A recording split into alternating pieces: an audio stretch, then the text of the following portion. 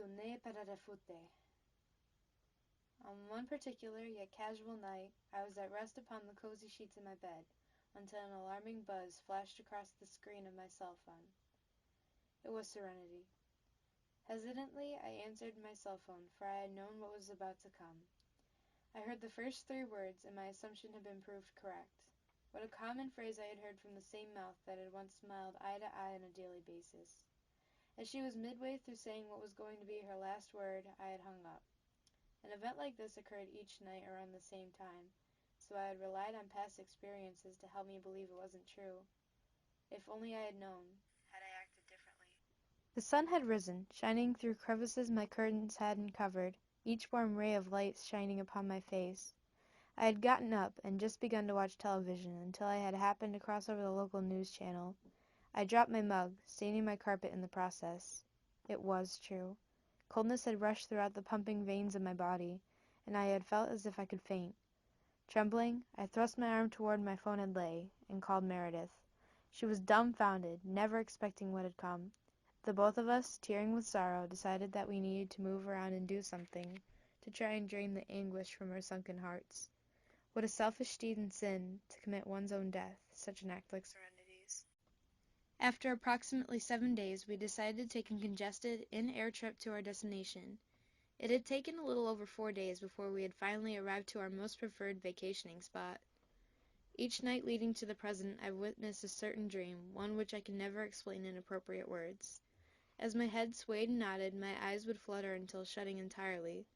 After a few hours of slumber, a dim, flickering light would shine upon where my body sat.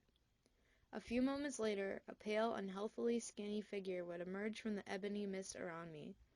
Paralyzed, I was unable to make a sound.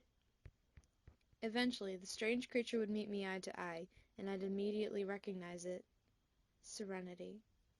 The longing, sorrowful face that I had once known would start to form a tear in the red waterline above the apples of her cheeks, that would creep down her face to the bottom of her neck. Her mouth would just scarcely open and speak of a phrase I didn't understand. Sune pararefute. At this point, my heart is racing and I'm sitting up, my eyes so far open it was painful. Each time after, I would rest my head in my cupped hands as the warmth of a single tear would fall into my palms. When we arrived, we spent our daylight touring the beautiful place. We had hustled around in a blur of people, as the sweet aroma of pastries and other dishes swamped our nostrils. Paris had been more beautiful than I could imagine. Meredith decided to hire a man named John, who would be more than willing to take us throughout the parts of the catacombs that were considered off-limits, because of safety precautions. At about midday, an illness of nausea overcame me. I didn't want to ravage any plans for my friend, so I decided to ask around for some Dramamine, or some other alternative. After asking about 7 people, I had finally obtained an alternative, although I wasn't sure about what it was. I had taken it anyway, desperate for relief.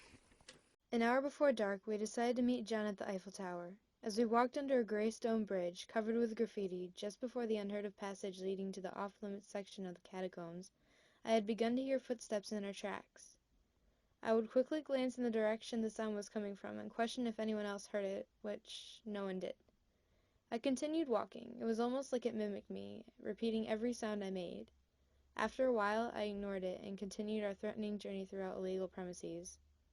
I guess you could say I had blacked out, but as soon as we had entered the underground cemetery, holding over 6 million people, I had found myself sitting in a somewhat familiar setting, arrayed by dim candles that look as if they had been there a while before my presence. I realized what was about to come, and I wasn't about to make the same mistake again. I sat still, ready, but what came was nothing like I had imagined. Within came unfathomable frights. As soon as the figure became the slightest bit visible, out came an ear-piercing screech of a phrase I still couldn't understand.